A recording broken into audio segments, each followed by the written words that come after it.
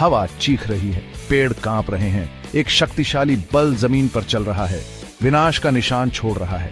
हवा जंगली और बेकाबू जो बनाने में सालों लगे उसे तोड़ सकती है। इसका गुस्सा देखने लायक है, कुदरत की कच्ची ताकत की याद दिलाता है।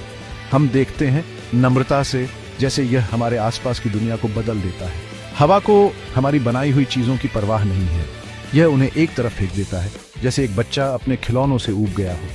यह बेकाबू ताकत हमें कुदरत की ताकत के सामने अपनी कमजोरी की याद दिलाती है।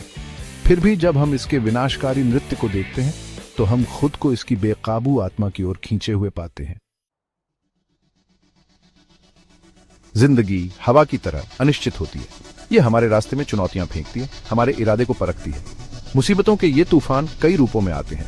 नुकसान, असफलता, निराशा, वे हमें उखाड़ फेंकने की धमकी देते हैं, हमें बिखरा हुआ और खोया हुआ छोड़ देते हैं। लेकिन जैसे पेड़ हवा के साथ झुकते हैं, हमें भी ढलना और दृढ़ रहना सीखना चाहिए। हमें अपने अंदर इन तूफानों का सामना करने और दूसरी तरफ मजबूत होकर उभरने की ताकत ढूंढनी चाहिए।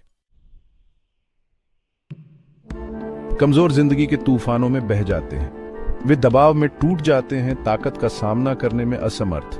लेकिन मजबूत, वे झुकते हैं, वे हिलते हैं, लेकिन वे टूटते नहीं हैं।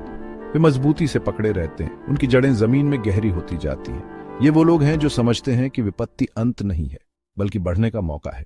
वे हवा की चुनौती को स्वीकार करते हैं, अपनी ताकत का इस्तेमाल करके खुद को आगे बढ़ाते हैं।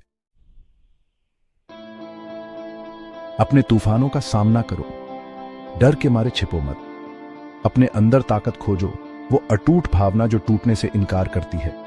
जिंदगी आपको परखेगी, यह आपको आपकी सीमा तक धकेल देगी, लेकिन संघर्ष के उन पलों में हवा को याद रखना, इसकी शक्ति, इसके लचीलेपन को याद रखें और हवा की तरह तूफान से ऊपर उठो, पहले से कहीं ज्यादा मजबूत और दृढ़ निश्चयी।